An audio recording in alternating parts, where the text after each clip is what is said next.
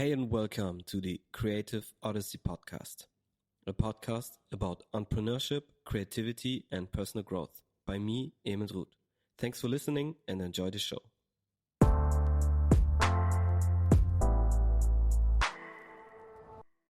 So I'm here with Matthios, aka Matt Seek, on his ex Twitter handle, and yeah, how are you, Matthios? How is it? Good. Thank you very much. We got the snow melting off of the mountains now. The sky is blue again. The sun is out. So I'm appreciative listening to the birds finally. Yeah, great that you found the time to come on here. And I'm super curious, and the listener might be too. So, Matthios, who are you? Oh, man. Talk about existential. Touche. Yeah. My name is Matthios. I am a board certified behavior analyst working out of Southern California. I'm about an hour east of LA, more in the mountains than I am in the desert. I work in a clinic in Yucaipa, actually. It's called the Behavior Lab. So if anyone ever wants to come by and visit, I'll be there. I also work with some companies out on the East Coast through contracting and all that kind of stuff, working telehealth, primarily in child development. We are involved in other things as well. We provide behavioral health treatment. I'm a father of 3, husband. Just loving life, appreciating your time, appreciating everyone's time. Yeah, thank you for putting this. Thank you for the introduction. And what would make me curious is how did you got into behavioral sciences and like health and working in like a clinical setting? Oh, wow. So right out of college, my degree is in creative writing. When I went to school, my whole intention was not to go study to get a job. I thought I want to learn to write poetry. People thought it was preposterous, and maybe they were correct. But because of that line, right when I graduated, I got into marketing. So on my resume, at that time, blogs were becoming a thing which may be foreign to people now. They may not remember what those are, since everyone's on Substack and subscription newsletters. But blogs had just started. So they just needed someone to create content, and I could do it. They'd give me a stack of pictures and say, hey, write descriptions about this jewelry. And so I did it. I would do it for light fixtures and just going off on it. But I realized working in marketing, though, marketing was more than just writing. It was more than just pictures. I was influenced very much by the people who were designing the systems that in order to make purchases, let's say. So at that time, too, we just started making single page applications. I don't know if that's still a thing in the web development community, but it was really big back then because tablets and iPhones had just become a thing. We just started having screens on our phones. So you needed a way to adapt the screen to whichever size you're working on. And in that, they were discussing things like, how are we going to order the items that we're selling? Or if someone clicks on something, what is a way to facilitate them buying something else? Mind you, this was right after the recession in 2008. And one thing that didn't take a hit was makeup or lipstick. So we stopped buying everything, but we did not stop buying foundation. We did not stop buying eyelash stuff, mascara, eyelash paint, eyebrow paint. And that was fascinating to me. So then I started seeing with the way these guys set things up, I couldn't at that time, and I think it to this day, I can't convince someone to buy $100 worth of lipstick. But if they're going to buy $100 worth of lipstick, maybe I can get them to buy $350 worth of lipstick. And those were the kinds of strategies that I was learning from those guys. So I figured, hey, well, this is behavioral science. I might as well just look at that instead of looking at what you're doing. So I stumbled across this guy named B.F. Skinner. He had a book called Behavior of Organisms, I think. I absolutely hated it. To this day, I think reductionism is one of the banes of our society. However, I couldn't find a frame that was more applicable than the things that he was putting forward. Because Skinner's whole thing was that behavior, let's say, is not some essential characteristic of any of us. Like there's a big part of the environment that influences it, which is why, by the way, the episode that you had with Sebastian gave me the language to couch that. It's the invisible parts of the environment that are managing our behavior, let's say, or our behavior is contingent on those parts. So how do you create that was my question. So in the middle of all that, I'm going from place to place, working with random startups and family companies out in a county called the Inland Empire, like I said, an hour east of LA. Mm-hmm. And my wife was working at a school. I got fired. The principal at her school was like, hey, well, we need someone. Just tell him to apply in between time, and then we'll move on. So when I walked in, immediately one of my supervisors starts talking about B.F. Skinner. And I said, you guys use behaviorism at the school? And I'm thinking, I cannot remember the name of the psychologist right now. It skips my mind. But the guy who was in an internment camp, oh, gosh. He writes from the soul of man. Literally one of my favorite books. You just have that effect, Emil. As a fan, I'm starstruck right now. So I can't think of the guy's name. But he was talking about how the Nazis were, picking one person to be the leader of the pack, let's say. And a lot of the abuse was that person would go to that person, and they would pay them in cigarettes. So when I'm hearing people talk about token reinforcement and going back and forth in order to teach kids, I thought it was a nightmare. But then I walked into the classroom. It was a special ed classroom. A lot of the kids were not quite using full language, full sentences yet. By the end of that school year, they did. So that affected me deeply because I thought that this science, had the potential to be something very dark, and it does. But at the same time, it was teaching the babies how to talk. So that was deeply impactful. So I turned to my wife and I said, she was pregnant with our second child. And I told her, hey, I think I need to become an instructional aide. She's very supportive. She didn't say anything, but I saw that her face was not, she's thinking we're about to have our second child and you're going to start over. I'm not sure that's the path that we should be taking. Thank God it worked out. And just through pursuing that, I ended up in a field called ABA, Applied Behavior Analysis, which is just applying those behavioral principles primarily to learning, but we also apply to things like weight loss, pretty much anything. I mean, and they're phenomenologists ultimately. So their interest is not describing, not someone saying something like, I am happy. They would want a description of it. Is the person laughing? Are they jumping? Are they running in circles? How is it that we express happiness? If I say I'm upset, or it's not useful to describe my behavior as just saying I am upset. We're asking, what did you do in that condition?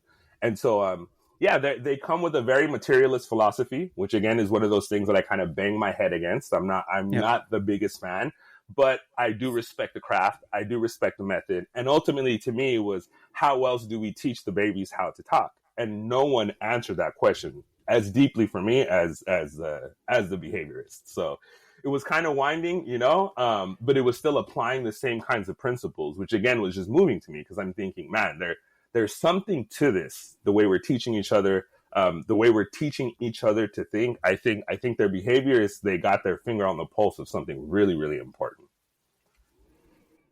Yeah. So that's a wide ride, and I enjoy stories of wide rides and pivots and transformation, and it's really interesting that that part of kind of describing the feelings with like the behaviors through the behavior, and this is just in a short moment this struck me because I do know about B.F. Skinner and. It wasn't him like conditioning and stuff like that. It was Skinner as well, right? Yes, exactly. It's like psychology class a few years, and when I was in school still, like B.F. Skinner and the conditioning, and it's really, really like capsulated and not put full in a full picture, and it's so great. So. You said the same principles apply to like teaching languages to children and weight loss and maybe even addiction or something like that. If someone wants to stop smoking or something. Yeah. Yes. Exactly. I mean, with something like. Bottom line is you nailed it. Yeah, absolutely. When it comes to something like smoking, you're thinking of for any target behavior. Let's say. Yeah. Any target. Any target. We're good. if the goal is to reduce, one of the first things that you want to look at is under what conditions is it happening? Is it just habitual? Is it happening at 10 a.m., 2 p.m., 5 p.m., and then 8 p.m.?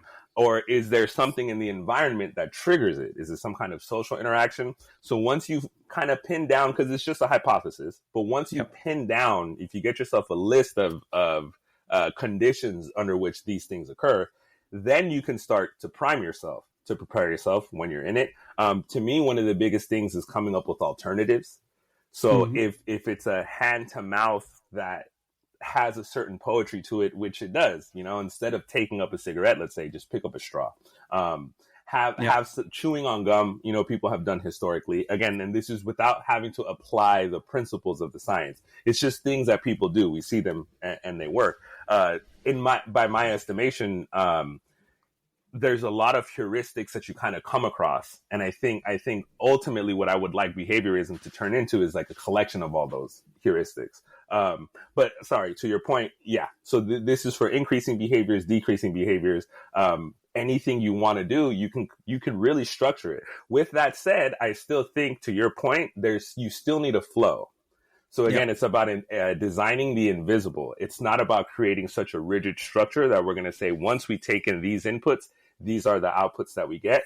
It's coming to terms with the fact that despite the same inputs, I may get a different output. So because of that, I need to adjust the black box in order to have the correct outputs kind of coming out. So it's a dynamic thing that we measure. And a lot of it is in person, you know, when we're working with clients where I'm seeing them weekly, even though there's other people who are working directly with the clients, and even other forms of clinical supervisors who are also meeting with the kids. When we're coming in there is just to make sure that everything is going the way it's supposed to be going, that people are implementing the strategies in the correct way. But yeah, you can absolutely change yourself. And actually, I would argue, if you want to change other people at all, you have to change yourself. That's the premier thing. To change the environment, change yourself, and you will affect the way other people are reacting. Because again, you've tweaked the knobs of the invisible. You change things in some kind of way that then, you know, I don't want to say produces, but it flows into the total, which is behavior as it happens, all of us living in that moment. Yeah. So there's two things. So behavioralism is really like the visible parts of like psychology and sociology and stuff like that. And pedagogy, if I don't know if this is like the real term, I just know it in German, like psychology for children, for the lack of better words. So how you raise them, how they develop, and I really look back and enjoyed these classes amongst the most when I was in school, because they were very applicable. But it's really taking me back to like the Freudian thing and stuff like that, which seems so old school and so absurd at times. And I do really like that behavioralism is tied to what the human really is, instead of just making up symbols that are really not there at some point. Yeah, no, you nailed it. Absolutely nailed it. The behaviorists consider themselves the empiricists, which, honestly speaking, I mean, I guess thank you for bringing this up. We should go down this route. The irony to me about the application of the behavioral principles is that eventually it does end up operating, let's say, as a rational system in terms of Descartes. So they present themselves as purely empirical, like it's a purely empirical endeavor, but it isn't. The moment we take that sense data, we're plugging it into some system, and then again, we're doing the whole plug in, get outputs. But to your point, they were absolutely reacting against the forms of psychology. Early psychology in America, William James, I'm pretty sure, opened the first psychology department at their university after having traveled to Germany, working with a guy named Wilhelm Wundt, I think is his name. So the German psychologists at that time were looking at the blend between physiology, psychology, let's say, and they were trying to bring things down. In America, ironically, James and all these other guys were something like idealists, if not inheriting what they would call, and I steal this from a guy named Bayon, brilliant translator. They were inheriting the scholastic systems. When you look at the mind and psyche and all the labels that they had for the invisible parts and truly invisible parts, meaning we cannot test them empirically. A lot of that they inherited from theology. They inherited from Origin, and they were applying it. Now, to me, there's no necessary, I don't think there's anything wrong with that. I think this is exactly how we should endeavor to do science in this way. I have an idea. I want to test it against the real world. If it works, if it shakes out, what information can I get from that? Then I'm going to update my system. Or I was right. The original behaviorists, and a lot of them. So I would argue that the first was Thorndike, who did work under that same guy, William James. But they also pulled from Pavlov later on, who did a lot of the conditioning work with the bell. Yeah. Sick guy. I mean, I didn't know, I know they said that the dogs salivated, but I didn't know they drilled holes into their jaws and applied sensors to fill vials with saliva. Yeah. Okay. It was like one of the most disturbing things. And even William James, I mean, one of the things that he argues is that there must be some aspect of psychology that we're not fully in contact with, which is, again, him pushing against the full materialism of something presented by behaviorism. They had frog legs because they cut the frog in half. But then they noted that in spring, during mating season, that the frog legs themselves exhibit mating behavior. So his thing was, guys, it's not just a response. We're literally reacting to the stars. We're reacting to the moon too. We're reacting to wherever the face is pointing at. So for us to come to that and say, oh, it's just inputs and outputs, it gave him pause. It gives other people pause along that tradition. They eventually evolve into neuroscience and doing things like that. Whereas the behaviorists, I think, in America, they got absorbed into education. They got absorbed into a lot of different industries. You'll see guys working in business or like warehouse design. All the principles kind of just coalesce in there because people are looking for effective. They don't call them interventions, but essentially they're working like that. If my workers aren't coming in on time, how do I make them come in on time? Because firing them does not work. Giving them a bonus doesn't work either. So what is the threshold that I find?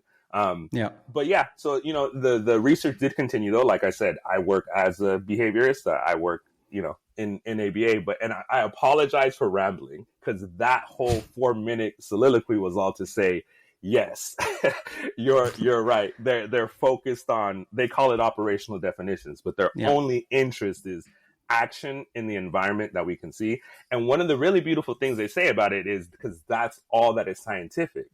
That is all I can observe. So credit to B.F. Skinner. He called the invisible psychology private events. His thing was there's no room for that in science because you and I can't both test and verify and validate what we measure about my thought. Only I have access to my thoughts, and only you have access to your thoughts. But what we do have access to of each other is our behavior. That we can both observe. Anyone in the room can observe with us. Yeah, and it's first off, this brings up like 10 different branches of topics I could respond. But first off is the behaviors in itself are far more comparable than any other symbol or thought. Is bringing Freud back for just a second and being like psychotherapy and being like kind of vaguely interpreting dreams. And I always thought there's some mysticism into it, and yes, patterns occur, but also dreams are so wild and so unknown that it's hard to interpret anything into it because we don't know what they're actually made of. So we don't know when it comes about dreams what kind of factors affect them really, and this could be anything. And if you don't know where they come from, you can't really tell what they mean in the pictures. It's just trying. And the behavioral science is more like you really see what really happens in a system that you can overlook. And this is far more applicable and more practical. And the other thing, there's so many things. I'm grateful for bringing this up. This is a topic I like to talk about. And the other thing is like, as you said, you can change.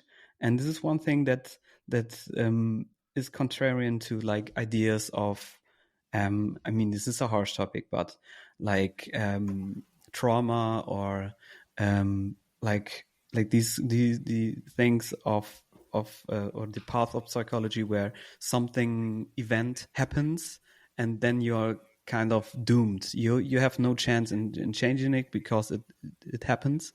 And the other idea of like Adlerian psychology, which was popularized recently with The Courage to be Disliked. You probably know this. Oh, I've heard, haven't read, but yeah. Yeah, you should check it out. It's more like a conversational between a young guy and a philosopher, or like who got into like Adlerian psychology.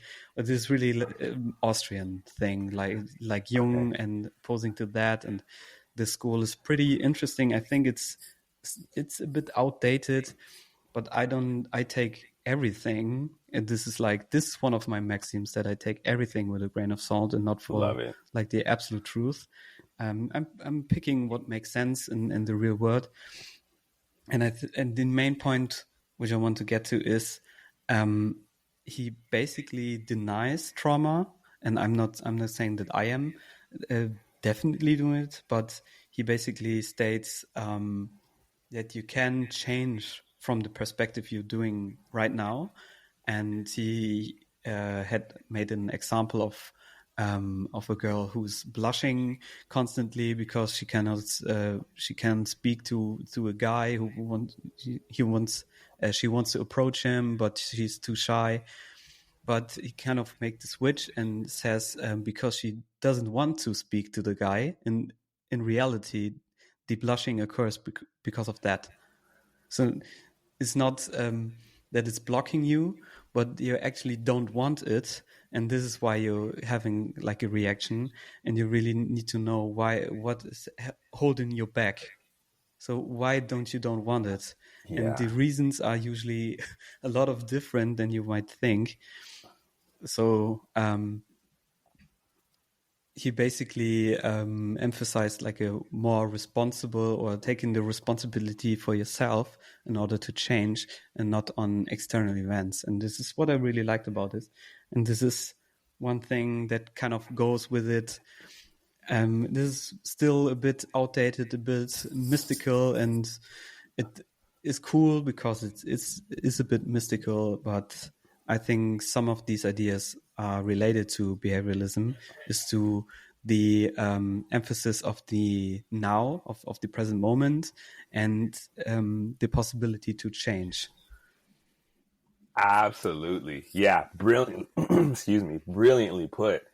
And no, I would agree. I mean, our histories inform the responses that are going to be immediately available to us in any situation. Yep. I personally could never relinquish there's choice up to a point. I understand why there are people who are saying everything is, I mean, it's determined by the environment. I cannot pick up a cup that isn't there. It's true.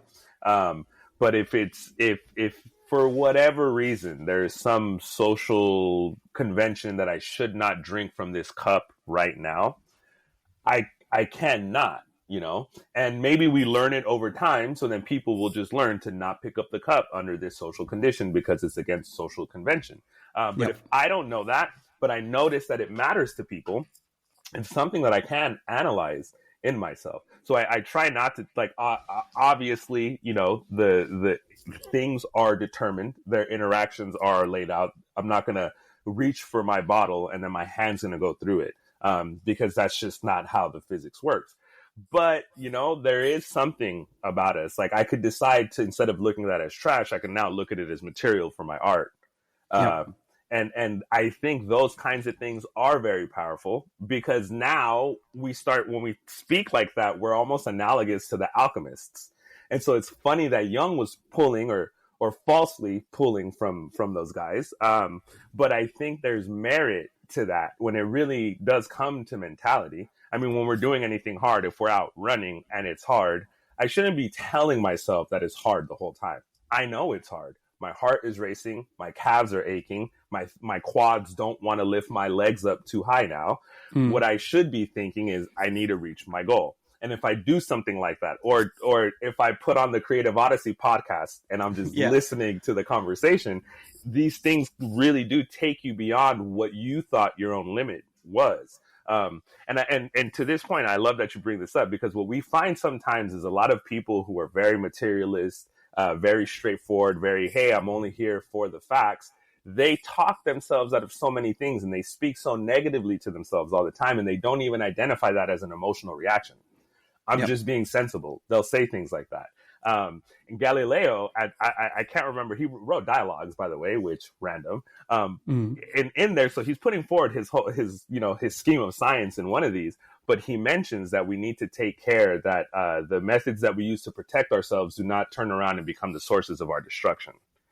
And I think it just comes back to this whole idea thing where we cling to certain things for the negative. But I think we could also do it for the positive. And this is exactly how we transform ourselves without any external impact of it. But at the end of the day, like, what good is it for me to say to my kids, oh, I love you, and then ignore them all day?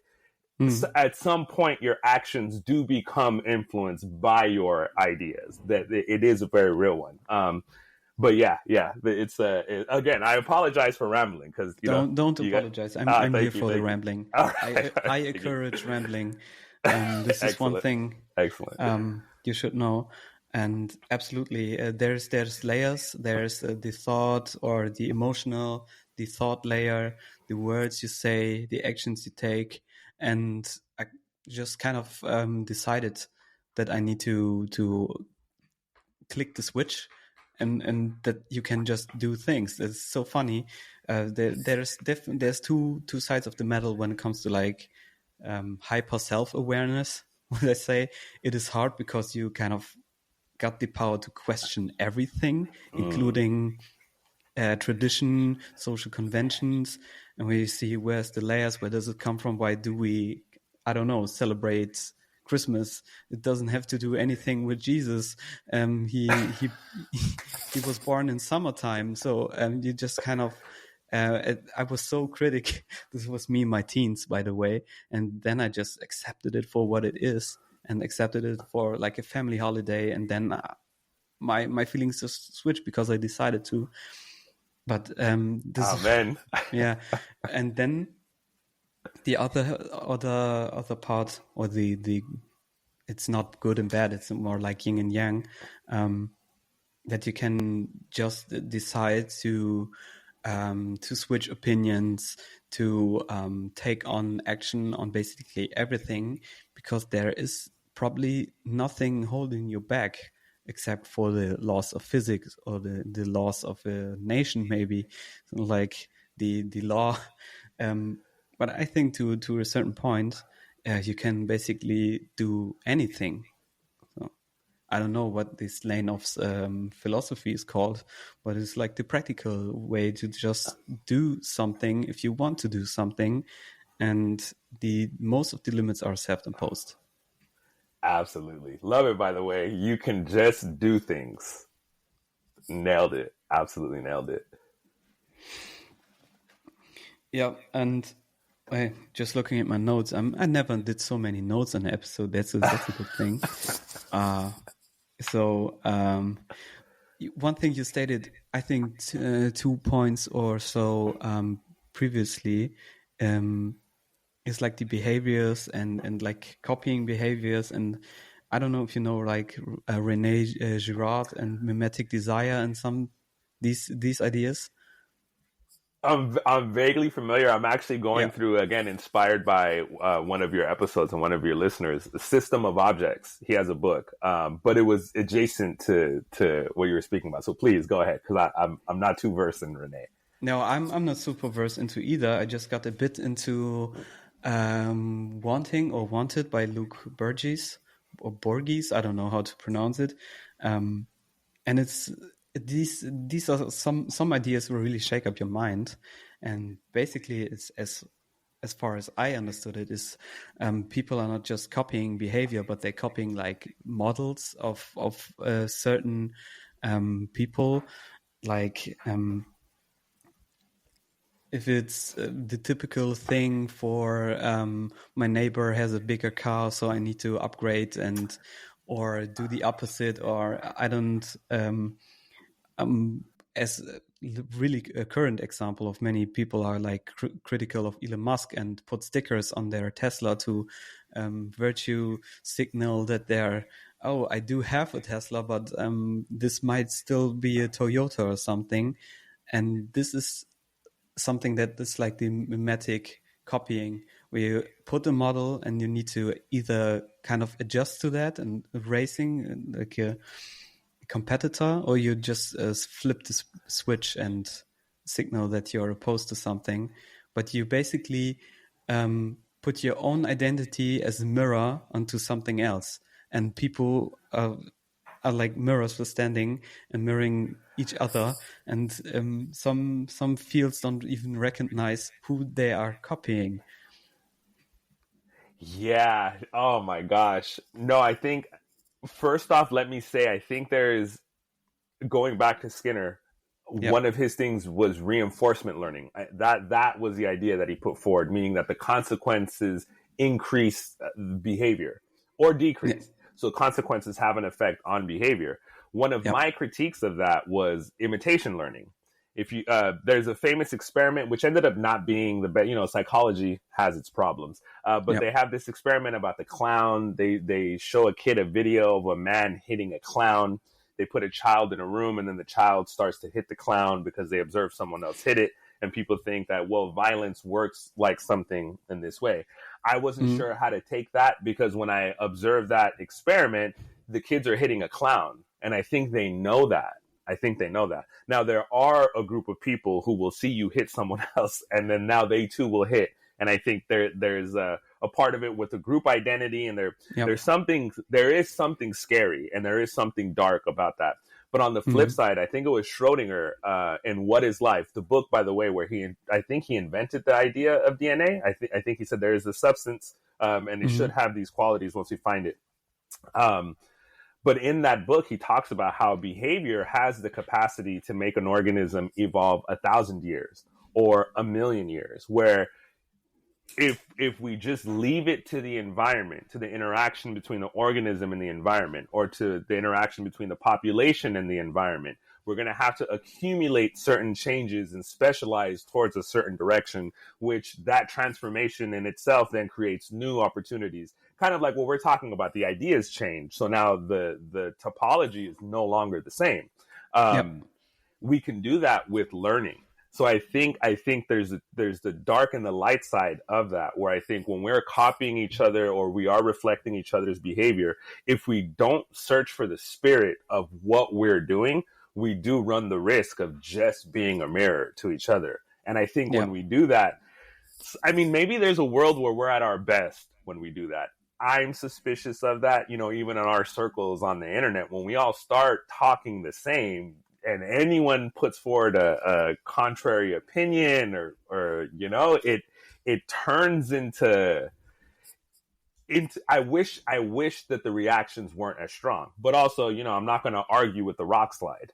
It's always going to happen. This is just what happens when you have dirt and you have rain and you have gravity. And I think it's the same thing with people. But yeah, and I think, modern society suffers a lot more from that. I think this is what you guys were talking about with simulation and simulacra, where people even forget why they're copying anything. They're just performing actions.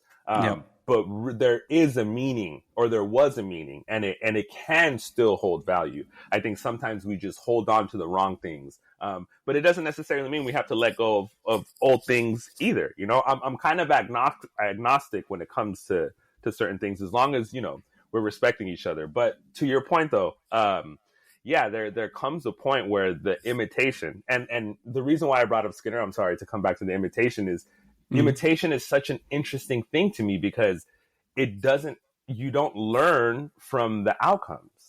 So I didn't copy you and then get an M&M. Maybe down the line, there are some social reinforcers that you have access to, but that's not the theory of reinforcement. Theory of reinforcement is immediate feedback because of your actions. And yet we do something more than that just by observing. And it doesn't always have to have a cause. You know, if a kid starts walking across a string of rocks, other children will start walking across the rocks, and it may even evolve into now they start jumping from rock to rock. And then you ask them what they're doing or why you're doing it, and they're, yeah, no answer. They'll just look at you. They'll just stop doing it now because they're assuming you asking that question is you saying, hey, maybe you shouldn't do that, or but it's not the effects. Yeah, it's like what there are also two layers of answers I want to get into. First off, it's pretty short. As you said, with the DNA and the behavior thing, is that the behavior really changes who you are when we think about epigenetics. So it is a given fact that your behaviors are changing the way your genes are expressed. So it's like the baseline is there and you can pull from it, and depending on what you make out of it, the genes express different kind of things. I mean, if there's like a precursor for some kind of illness, the way you behave in your life either triggers it or not, or maybe it does, or it happens anyway, but it can definitely affect the way if you get sick of a gene thing or whatever it is. There's one thing, but I don't want to get into this because this is not really not my field. The other thing with the imitation and the reinforcement, you're definitely right. And I think the reinforcement is often applied, but like unconsciously and more with like a negative twist. So if someone does something wrong, and you're much more likely to correct that behavior and give them like a what is the different what is the opposite of a treat? Maybe a punishment. Yeah, a punishment. It sounds harsh, but some kind of punishment. You do something wrong, and if you're talking kids, maybe no TV. I mean, TV doesn't work anymore. No iPad. Yeah, that'll do it. Yeah, no iPad for a week. And this is like a punishment that is so detached from, I don't know, you didn't do your homework. No, it takes something from you as an order for the punishment. But there's rarely like a positive reinforcement unless it's conscious. I think this is like the negativity bias that comes up in people. Wow. Yeah, man, you need to come do training for us. One of the things that we start with is exactly what you're saying. I mean, you have to be conscious of reinforcement. There was once where my son washed the dishes. It was one of the first times he'd done it. And I didn't necessarily sit there and show him, it was just imitation. Yep. Here's the soap. Here's the thing. We're just going to scrub. So then he did it. There were a few dishes that weren't done that well, but for most of them, they were fantastic. And I remember walking up to the sink and saying, "Oh, you didn't get these." And I just saw his demeanor just shrunk. Yeah. And I thought that was the worst possible thing. Belittling. Yeah. Why didn't I say thank you? So later on, I did apologize to him. And he said, "No, it's fine. I didn't understand why I got mad about that anyway." And what he meant was I shouldn't have got mad about that. But I told him, it's because you tried. You just tried something. You were trying to make us happy. You're trying to help out with the house. And then the first thing that I said when I went to the sink, not related, I wasn't going there to check. We're all happy. I could have been going to the fruit stand to get an orange and peel it over the trash can. But I saw the dishes and I thought, oh, I'm going to rewash these. So I said that out loud. My first was to punish, essentially. What I should have done was just walked up and gave him a hug and said, wow, thank you for getting this done. And then next time I can show him, hey, remember when some of these, you got to scrub a little harder. It's not your fault that I'm drinking protein shakes. So now we have all kinds of powder, just, glue stuck to the side of the cup. Yeah. But no, you absolutely nailed it. We have to be conscious of the reinforcement, of the positive, and this is one of the things, I've kind of been rambling on recently, but I believe in edifying. I don't Yep. believe in disheartening. And there's sometimes people want to fight for the people, but they're not. All they're doing is complaining and disheartening. And then they're lying to us saying that, oh, well, I'm saying these things because I care. I think we can pursue actual change, or we should encourage people in the middle of their transformation to continue. You know, we're not lobsters. The lobster will hide underneath a rock during its transformation, or the butterfly in its cocoon. We're doing it in front of each other. And I don't want to make you deviate from your path because we're sensitive in that moment. I wish we could hide under a rock to transform. You know, those weren't in our evolutionary cards. We have to put ourselves out there, literally be burned alive, and then transform. You know, we got to rise from the ashes and then like do Phoenix, that. Yeah, you know, every 7 months though. Yeah. I understand how it gets tiring, but it's just part of the thing. But yeah, no, I love that you said that. We have to be conscious of the reinforcement of the positive because we have such an easy negative bias, which again, understanding it's for survival, but sometimes it's just vibes. Like, you know, we're in the desert, or sometimes we're not in the desert. Sorry. The desert has its own repertoire. You know, sometimes we're fine, or it's the winter. The bear is not going to find us because it's sleeping. So let's use these 3 months to celebrate and prepare, and, you know, not harp on the negative all the time. Yeah, definitely.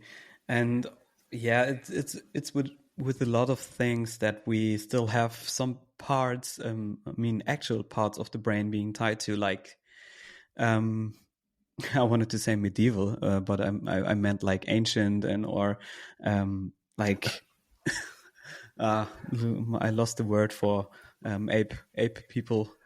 Yeah, sure. Prehistoric. Sorry. Yeah. So we have some of the prehistoric mind still installed of us, and it's tricking the minds and sensing the negative thing, maybe like a mountain lion or something that wants to eats us alive.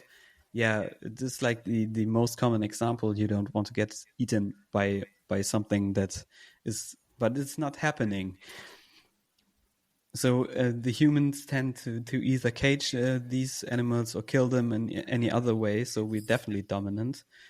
But wow, we evolved point. from that. We evolved from that. So we both actually and symbolically, we either killed the bigger fear or caged the fear. And what we're now doing is it's like overpowered behavior for something that is so little. And wow. This is a really cool thing. Well, yeah, thank you for putting that. this. You bring me. Oh my gosh! Yeah, I need it. It's like came up to my mind just now. But I wanted to say that the negativity bias is one thing, and it's not just that we are kind of have a negative preassumption towards negativity, to things that pique our mind, or we kind of poke our eyes, but also we expect the good. We expect the positivity is like the baseline, and we discourage anything that's below that instead of seeing it the other way around. But it doesn't make sense to walk around with a low baseline where everything is like shitty and everything that is vaguely normal is extremely good either. That's not the solution to this problem. Yeah, that is fantastic, man. I'm gonna clip that last 2 minutes because that is just so powerful. Yeah, thank you. Let me take a breath, and it's so cool. So it's a nice conversation. Yeah, there's so much to unpack, and I just went down to the rabbit hole. I need to kind of have another thing. Yeah. What is the topic you want to continue with? Let me ask you this. Oh, no. I think we're circling around. A lot of the points that Taleb brings with anti-fragility and being fooled by randomness. The first work of his that I came in contact with was Anti-Fragile. And when I first heard the idea, the way I immediately, grokked it was, oh, we're going to cut off the bottom and open up the top. Yeah. I get that completely. it was through him, and especially through Fooled by Randomness. And there are other texts, but they really influenced, for me, a kind of, the view started with what is real for my, that was the question. I didn't know what epistemology was when I was asking that question, but as I was walking around the world and people are talking about things like science, it's a science, is it scientific? I started asking people, well, what is a science? And a lot of people didn't have an answer for me. When I was younger, there was it was a lot of my friends who studied sociology who said that, well, science is a method. It's not necessarily a body of language. And when I was younger, I actually did not accept that.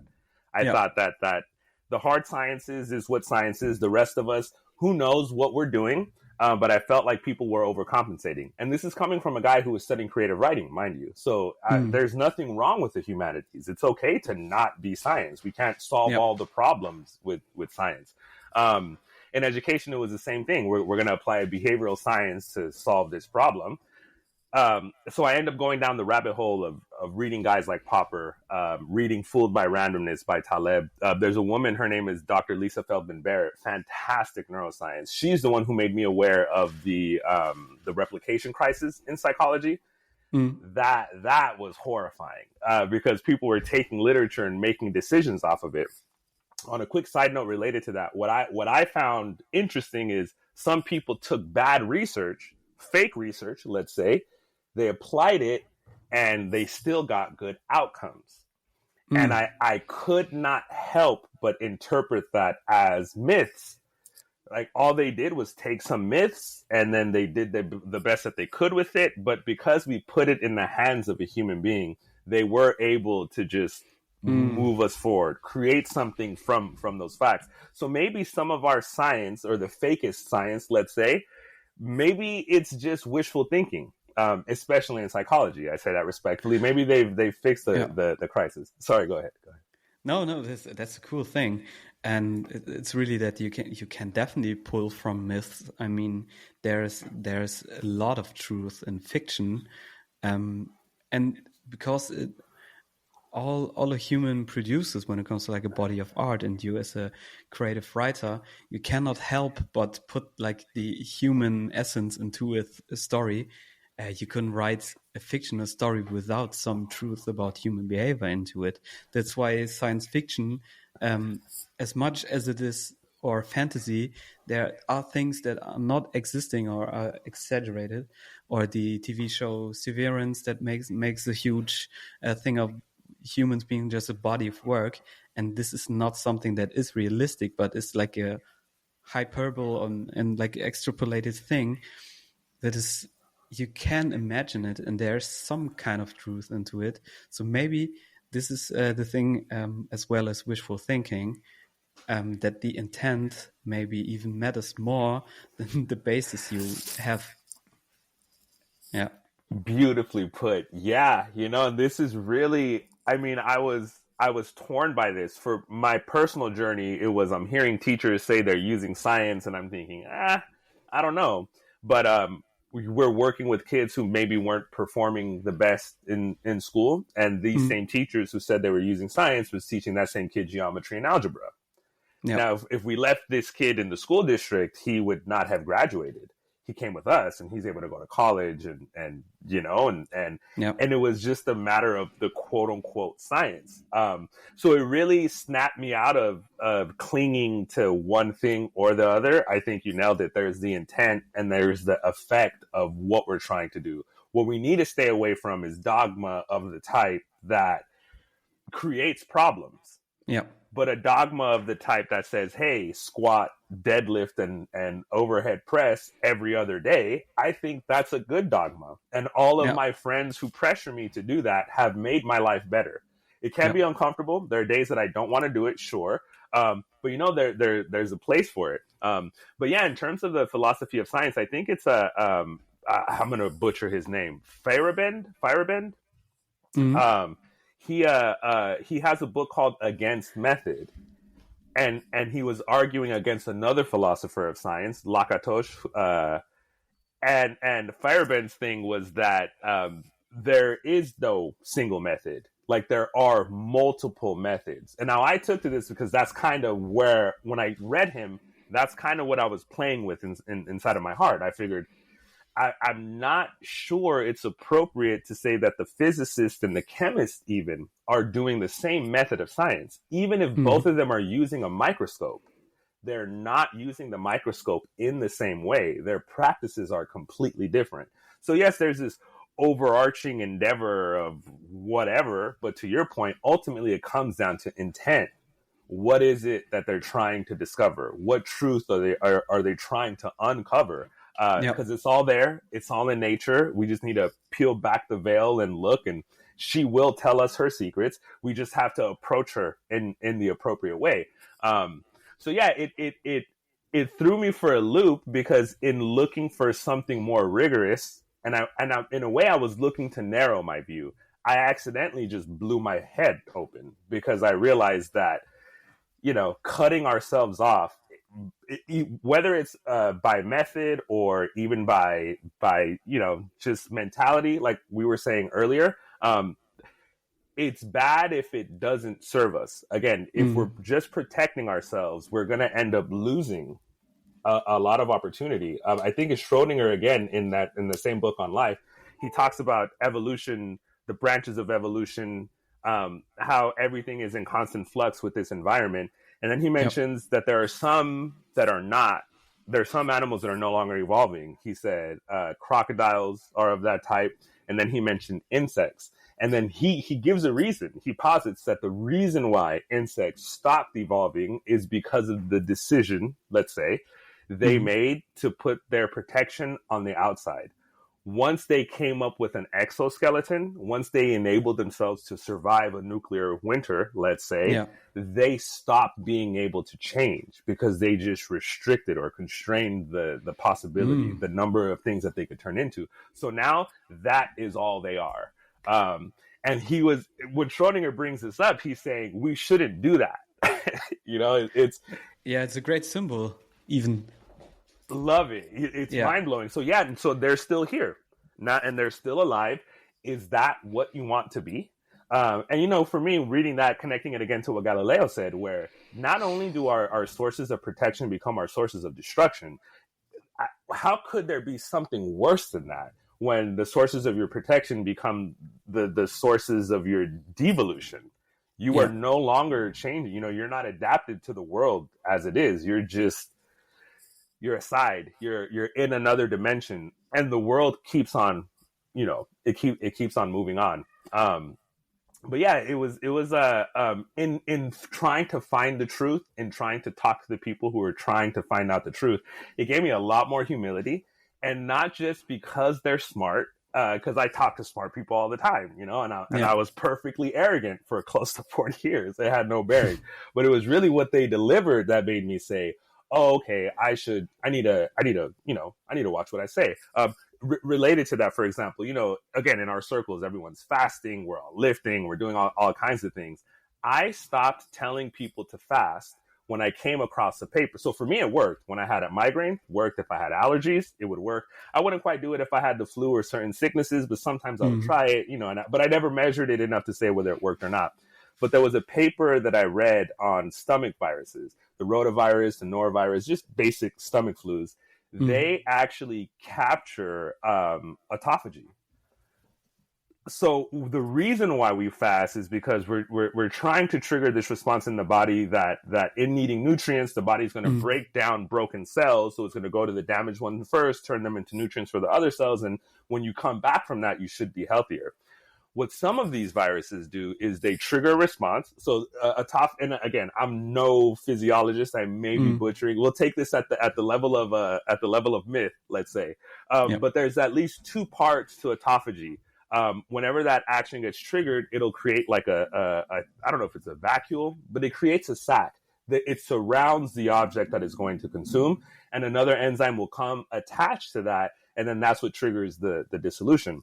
What some of these stomach viruses do is they trigger that initial coverage, but then they block the attachment of the second piece, which means that now the virus has a whole environment that it uses to replicate, which absolute nightmare. So I'm thinking, oh, well, if I, deprive myself of the nutrients, I'm going to deprive the virus of the nutrients for itself. But no, there are certain stomach viruses that have adapted to that. In fact, they want you to not eat, let's say, if we could say that. Viruses are super adaptive. Unbelievable. And it was when I read that paper, I stopped talking about fasting, because then there were other parts, people talk about fasting as it relates to certain kinds of cancer treatments and all that kind of stuff. Well, there are certain tumors that by fasting, that once you trigger autophagy, they're using those mechanisms to proliferate into the blood, which I imagine is probably not the best thing. We probably don't want that happening. But again, I mentioned all of that because it was as we go for the truth, we have to have a level of temperance. So I'm even hesitant to ever say something is science or say something is scientific, because I'm not trying to appeal to authority behind saying something. I believe what I believe because I believe it. And if I'm working with someone, I need us to be on the same page. I need you to buy in. It's not appropriate for me to create the conditions that'll pressure you into something, because what if I'm wrong? What if I'm telling you to fast because it does work for your migraine, but you have a stomach flu? And I couldn't tell because all I thought was a headache, But yeah, so again, coming back to the kind of fooled by randomness, there are certain signals that are out there that are so deep, actually, that you cannot know what they are just by seeing them on the surface. You just have to take more time. And that's difficult for us because we're used to being able to just throw up an intervention. Hey, here's a problem. Well, here's the solution. What if that wasn't the problem? And now what if we have the old problem and new problems, because now we've equipped ourselves with new ways of being, new ways to interact with our environment? Yeah, we need to be totally aware that most of what we do is totally random. Even the things we think might make sense, but this is why I need to kind of switch back to your point with like a workout routine, and to kind of bring this into a more practical sense is either way. You can aim for absolute knowledge and having like the most scientific based workout program and over optimization your VO2 max or whatever, or you can just have like a practical knowledge and some friend who lived for 10 years give you like a workout plan and you just replicate it and seem like the imitation.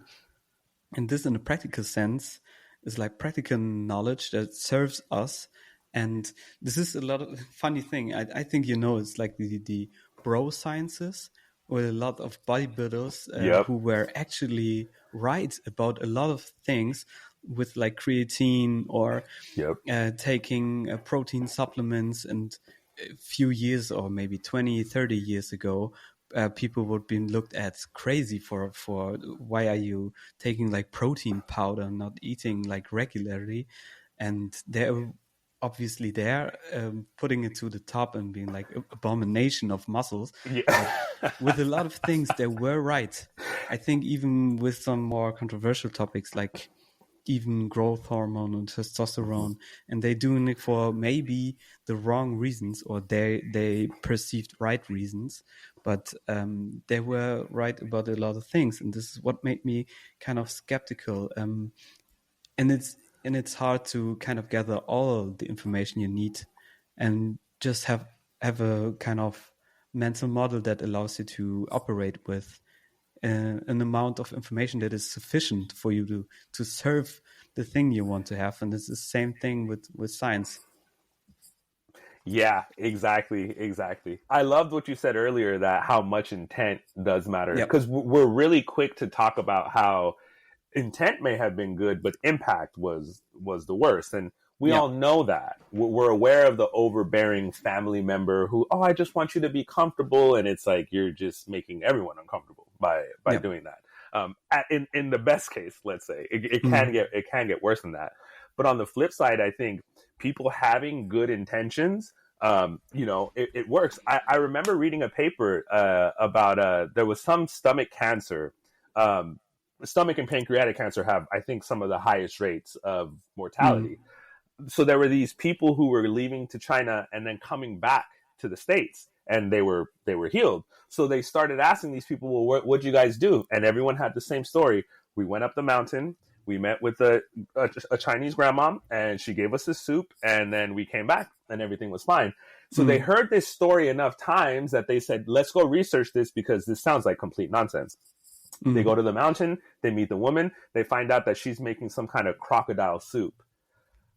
When they analyzed the crocodile, they ended up finding that there's actually an enzyme in the bile that was absolutely having those positive effects. So now I'm pretty sure it's in trials, or they're doing research on it, you know? Yeah. All those people had was the intent to live. So they're willing to try anything because the clock is, you know, a little shorter from their perspective. So then, you know, there's also the worst part of this where people are trying things that do not work, which is absolutely horrible. But practically speaking, if someone says, hey, eat the soup, what's it made out of? Crocodile. I've been to New Orleans. I think eating alligator and crocodile is absolutely delicious. If we're going to put it in a soup and it's going to heal me, why not try it? And it ended up, they found it, and then they ended up finding the mechanism too, you know? So there's this element of people, who knows what triggers it, but when they're searching for something, they really do find it. Going, you know, we keep talking about myths and thinking about Joseph Campbell. It's like, I'm always blown away by how true that is. The people go on to an adventure. Literally, they climbed up the mountain. The grandma literally killed the dragon, took the treasure, put it in a pot. They came back. Everything was fine. Now they have a second mode of their life. And it just comes back to intent, to caring, and having the sense, like you're saying, to paying attention to the outcomes. When you're taking actions, because there are those actions, just like lifting, let's say, where the outcomes I'm not going to feel for a while. What I am going to feel is miserable as I adapt. But then eventually I'm going to be holding my door, and when I sneeze, I'm going to accidentally rip it off the hinge.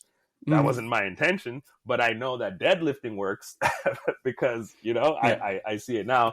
So sometimes the outcomes are a little bit further off, or they will be immediate, but there's a level of... we need to adjust.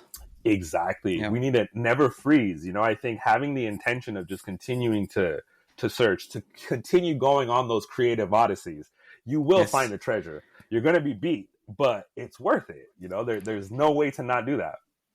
Yeah, perfectly. You're bringing it to a point, and we're right on the spot. We unfortunately need to circle back to another conversation another time. But this really nails it, what Creative Odyssey is about, what the Odyssey, I think many people identify with like the Odyssean idea of sailing around, having struggles and overcoming it. And this is why it's creative, and kind of the way Odysseus kind of found ways to overcome like the difficulties. And what I failed to put into the story is that it's not about facing challenges, more about creating good things. And beautiful. We can just do this if we change our behavior. And so thank you for putting this. Thank you for rambling and taking your time. And really, let's do another episode sometime. We'll definitely find a common ground to do another hour that flows by. And all right. And see Gladly. You. Thank you. If you've enjoyed listening to my podcast, you can show support by following me and hit the bell to never miss out on my latest content. I'd appreciate a positive review too. You can find more of my content on www.emildruth.com. Thanks and bye for now.